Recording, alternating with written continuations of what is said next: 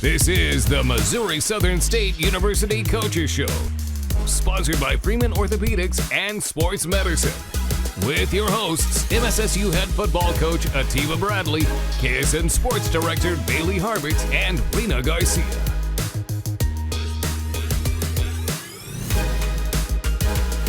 Welcome to the Missouri Southern Coaches Show. I'm Reina Garcia. And I'm Bailey Harbit. We are joined by Missouri Southern head football coach Atiba Bradley. Coach, thank you for joining us again this week. Well, Absolutely. you got to return in front of your home crowd this week. How would you describe the feeling you got when you walked out there and saw the fans in the stands? Well, you know, it's kind of what I expected. I mean, we had good energy. It was loud. There were guys lined up against the fence, students. I mean, it was a great game day atmosphere, and it was a lot of fun. Did it kind of harken back some memories of game days for you as a player, kind of that same excitement? Absolutely. So we brought back the Pride Walk, which is something that Lions, before the Nez existed, everyone had to walk across the street. Everyone had to walk from Young Gym across. And so I wanted to bring that back to just kind of, I don't know, have a little nostalgia, you know, a little bit. And so it was great. Yeah, absolutely. Nothing wrong with that. Yeah. Yeah, well, you mentioned last week that Northeastern was very similar in some aspects to your team. Do you feel like that is an advantage or disadvantage when you're going into that type of matchup? Well, I think it really can work in your favor if you take advantage of it. And like I said, they did some things where they were successful defensively, and I just thought that we would have more carryover with how closely our defenses were and similar coverages, and so, but they took a little bit of better advantage of it this week.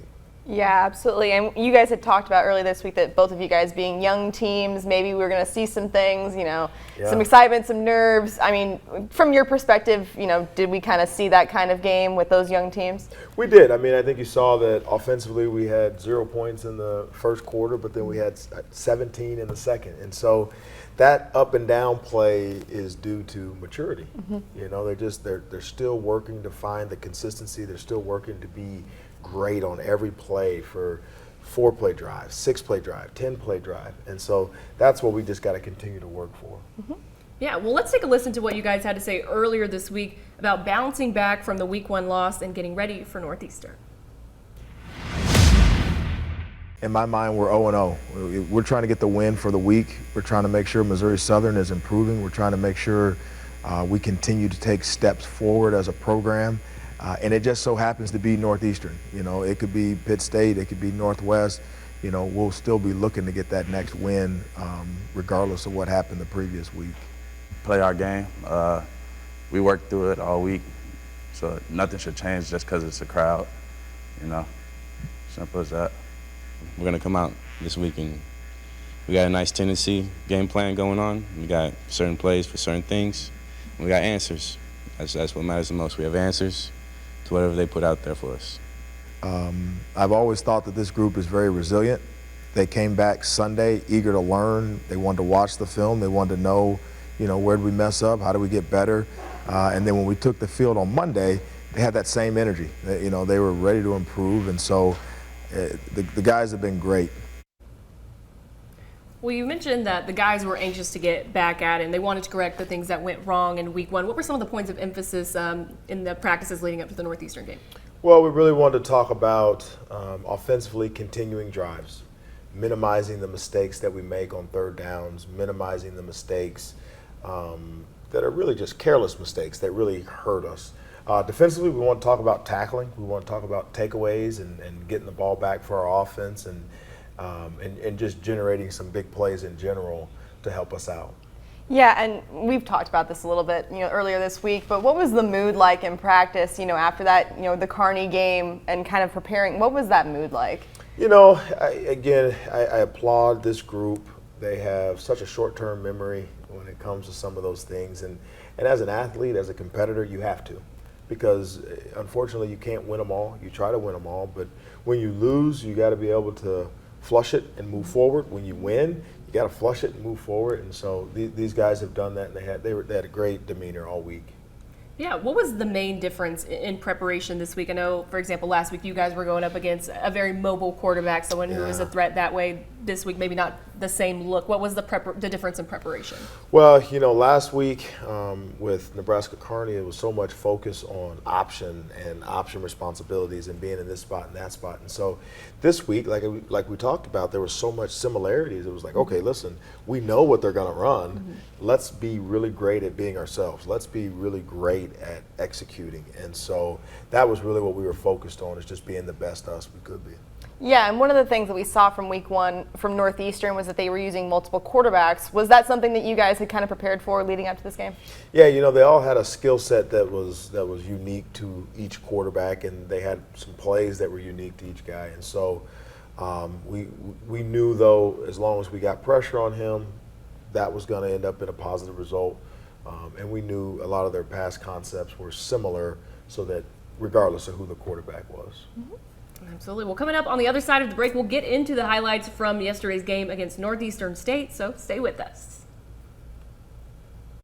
Welcome back to the Missouri Southern Coaches Show with head coach Atiba Bradley. Well, you guys return to your home stadium to take on Northeastern State. Let's take a look at how that game played out.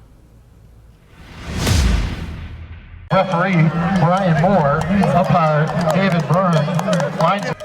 I think our kids played hard. But we're just at a point where playing hard's not good enough. You have to execute. You have to be disciplined. Everybody plays hard in this league.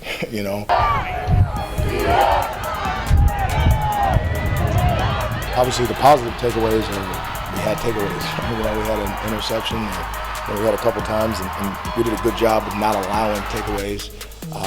And so our offense didn't give the ball away. And so that part is positive. Offense is, like cars. You got to warm them up, and it's when they're not on the field, sometimes they lose their rhythm, and I think that happened a little bit. This was a team loss. Were there bright spots for both sides of the ball? Absolutely. There's some things we can look back. We ran the ball really well in the first half. Defensively, we had some key stops, but just overall, neither side has put together 4 quarters yet. And so as quickly as we praise them, there's some things that we got to get fixed. So I wanted to talk about your young running backs, Nathan Glades and Jeremy Brown specifically. I know you don't really like to single out players, but they really sparked that offense for you. They had 2 of your touchdowns. What did you think of the run game and those 2 in this game? Yeah, those are 2 guys that run with a purpose. They run hard. They do a great job with their patience and finding the windows and finding the holes. They're probably the 2 most humble people you'll ever meet. I do try to avoid singling them, but they're bright spots for us. They do a great job. They do everything we ask. Nathan is an unbelievable student, unbelievable person. Jeremy, the same thing. We were just talking about it. They were playing with kids on Friday and then running the ball on Saturday. So you cannot say enough good things about those 2, and they really are an indication of where our program is going. Mm-hmm. Yeah, you mentioned the takeaways were also a bright spot in this game. Can you explain kind of the importance of winning that turnover battle and how important that is to success in a game? Sure. There's a couple things that are indicators, and generally when you win the turnover battle or your team doesn't turn it over and you get turnovers, your win-loss percentage goes way up. Mm-hmm. This was actually a pretty odd deal to be +2 and to still lose the game. Mm-hmm. And so when you're just starting out, and anytime you're struggling on offense or defense, those takeaways kind of get you going. On offense, it gets you an extra possession. On defense, it gets you off the field, regardless of what has happened in that drive. And so takeaways and turnovers are huge for the team. Yeah, and we saw late in that game, a couple of penalties that really hurt you guys down the stretch. Yeah. Do you kind of chalk that up to being a young team, maybe being a little bit inexperienced in situations like that? Yeah, I don't know the magical formula, maybe for how many times we can use that excuse. Mm-hmm. There comes a point where guys got to start to learn and have discipline. That listen, when things get going, when it gets tough, it's the 3rd quarter, we're in the middle of a drive. We can't have those miscues, And so youth is only an excuse for so long, mm-hmm. And no one cares that we're young. No, the league's not going, well, let's spot them 3 points, or So it's inevitably it's part of it, but we got to grow up, and we got to grow up fast. Yeah, offensively, you guys were able to kind of get a rhythm going in that second quarter, but it seemed to kind of dry up after that. I know you made that kind of analogy of it being like a car. What do you think contributed to them being able to kind of stifle your guys' offense after that second quarter? Well, I think they did a good job. I think they made adjustments. I think they did a good job constricting the box and tackling. The other thing, I think, like I said, I think that when an offense sits for a while, I mean, you have to be really mature and really good to be able to just sit for a while on the bench and then get up and go. Mm-hmm. And so I think because we didn't necessarily get their offense off the field in any short amount of time, I think it affected our offense. Yeah, and let's take a look real quickly at some of those stats. I mean, pretty even across the board. You just talked about that little extra that they had. What do you think that extra something was that gave Northeastern this win? Big plays. So when you look at those stats and you're studying them, you're sure going, okay, we outgained them. We had no turnovers. The time of possession is equal. First downs are basically equal. The things that don't show up in the stat column are plays over 15 yards. They had 7 plays for 90 yards. So if you take away those 7 plays, all of a sudden they're under 250, which is a great defensive effort. And we just didn't have those big plays to kind of spark us and to get us going in the right direction. Yeah, when you think kind of about last week's loss and this week's loss, I don't want to phrase it as which hurts more, but it almost seems like it could be more frustrating when you see you had that game, it was very winnable, and kind of letting it slip away versus getting shut out, 38-0, which kind of is more frustrating. Would you say? I think that's tough because they're both. Yeah, that's true. Yeah. I don't know if there's levels of losses. I think they all sting. The biggest thing that's frustrating for me and as a coaching staff is that, and this is not cliche, we are better than what we're showing. Mm-hmm. And that hurts. And we as coaches and myself as responsible for the program, I got to find a way to really just drip every piece of potential that we have and get it to translate on the field. Well said. Well, we got plenty more coming up here on the Coaches Show, so stay with us. Welcome back to the Missouri Southern Coaches Show. Now, Coach, we want to talk a little bit about kind of some standout performances this weekend. Obviously, Nathan Glades comes to mind, the hometown kid, putting up some great numbers, over 100 yards rushing, got his first career touchdown. I mean, how cool is it to see, a Joplin kid like yourself, showing out in his first game, first home game, I should say. Yeah, I'm very excited for him. I'm very excited for the community. I think it's great that guys can see themselves going to college, having success. You don't have to go away far to play great football and to make an impact. Joplin guys, Carthage guys, Carl Junction, Neosho, Webb, Lamar, you stay right at home. That's a small recruiting pitch. But we've talked about that this team needs to represent the 4 states.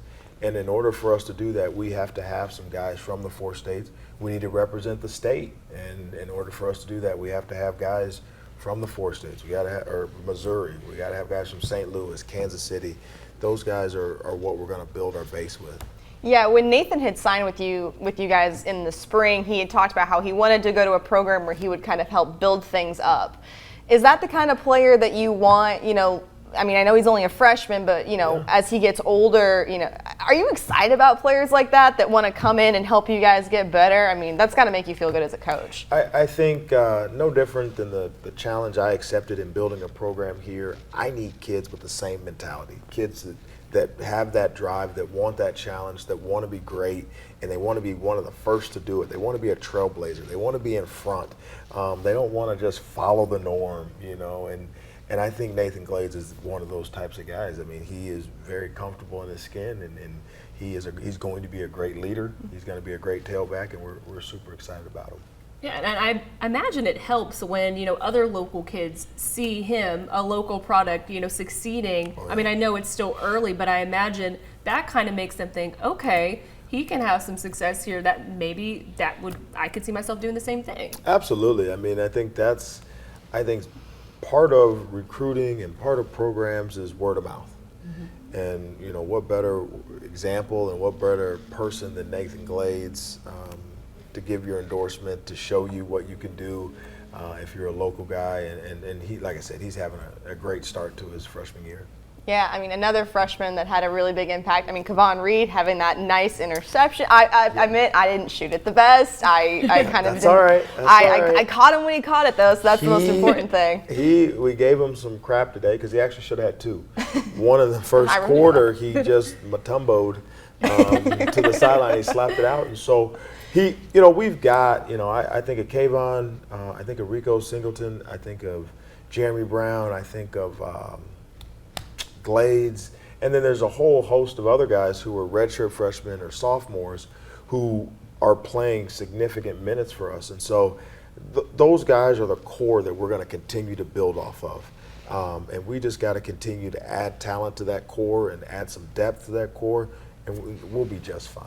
I think in a few years, you guys are going to be pretty scary, honestly. I mean, maybe I'm editorializing a little bit, but I feel like give these guys some time. Yeah, well, that's the nice thing about, when you have freshmen who are getting playing time, by the time they're even sophomore, junior, senior, they've had years of this. There's no adjusting, there's no learning curve. I mean, they're getting it in year 1. Yeah, and that's, part of it is, like you said, there is no learning curve, and there's no better teacher than reps. There's no way for you to get the feel of what game day is. There's no way to get that. You can't replicate it. We have scrimmages, we do things in the off season to try to put you under the grill, but until you're actually in there, until your name is called on the jump, it's different. It's different, and it's a tremendous opportunity. Yeah, another name that I heard a lot on Saturday was Malachi Broadnax. What was his performance? I mean, from your perspective, how do you think he did? Yeah, this was probably one of his best games. It's probably one of his most complete games. With this heat, typically we rotate guys. We didn't have the luxury of doing that, and so he had to play a lot of minutes. And he showed up big. I thought he did a great job leading us. I thought he did a great job making some key plays for us. But he's one that we continue to lean on and really just helping him enjoy his senior year while he helps us build so he can hand this off to some of the younger guys.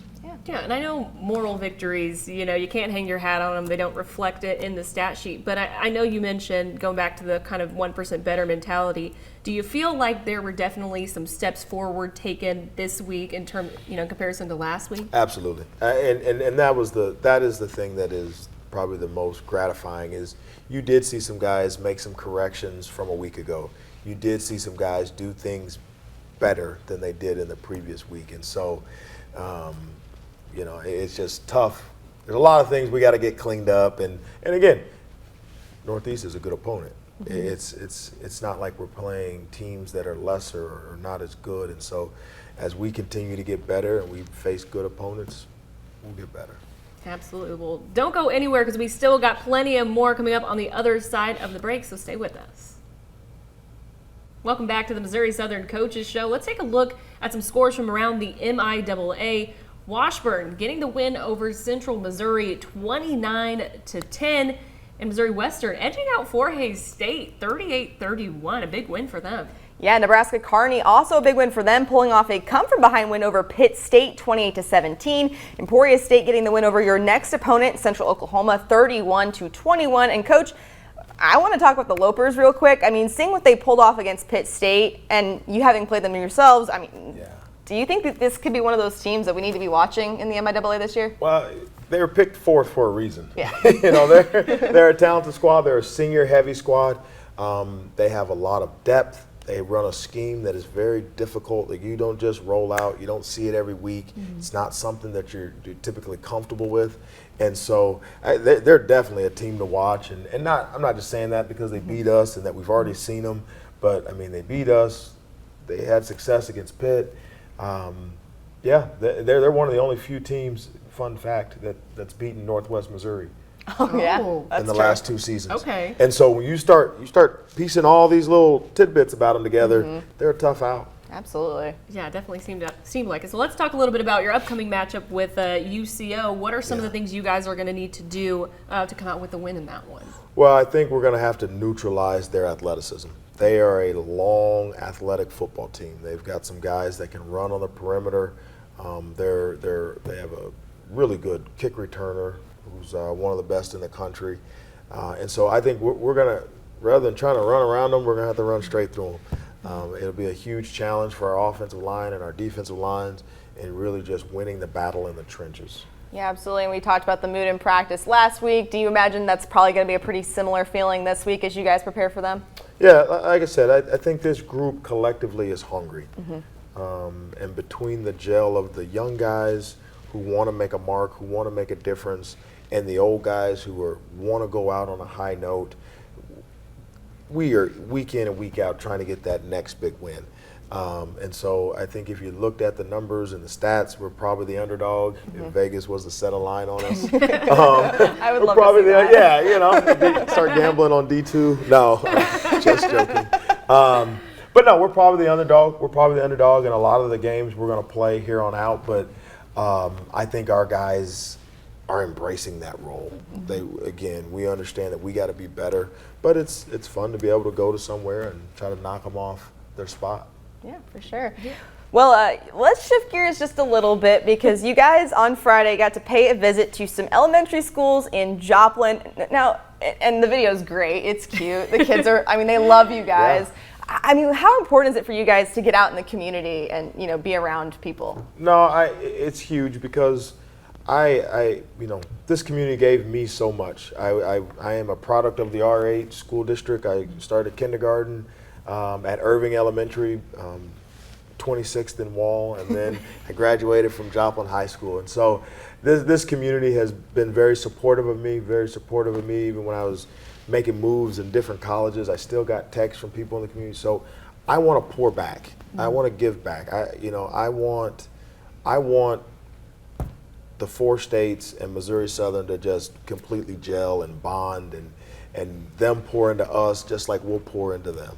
Yeah, and I was talking to Jaden Stoshak, and he was mentioning, he's not from the area, but he was saying that it was really important for him to be able to start building connections, in the area, because when you think about it, this is their second home for the next 3-4 years, however long they are here. So, I mean, it makes sense that they want to start building those connections. Well, it's funny when guys go away to college, so many of them find their spouse, they find their job. And so this community becomes their community. And so getting them going now and getting them invested and kind of rooted in the community, because I'm telling you right now, they're great guys, and they will add value to wherever they go. And so if we can keep them home, we'll keep them local. Now, is this something that you guys want to continue doing as the season goes on? Yes, I actually got text messages wondering why I didn't go to their school. So, we are going to branch out. We're going to make our visits to different towns. I started in Joplin because I'm from Joplin, but we'll get to Webb City, we'll get to Carl, we'll get to Carthage. It's just making it work with class schedules and practice, and then getting the guys there. And so we're trying to work it out, but yeah, you'll definitely see it again. Yeah, and real quick, I mean, just how important is it to, a lot of coaches say, we're not just trying to build better football players, we're trying to build better men. How important is that to you? That's everything. The wins are a byproduct of doing everything the right way and getting guys to buy in to excelling in all areas of life. And character is a big part. Absolutely. Well, that's going to do it for us here on the Missouri Southern Coaches Show. We'll see you right back here next week. This has been the Missouri Southern State University Coaches Show, sponsored by Freeman Orthopedics and Sports Medicine.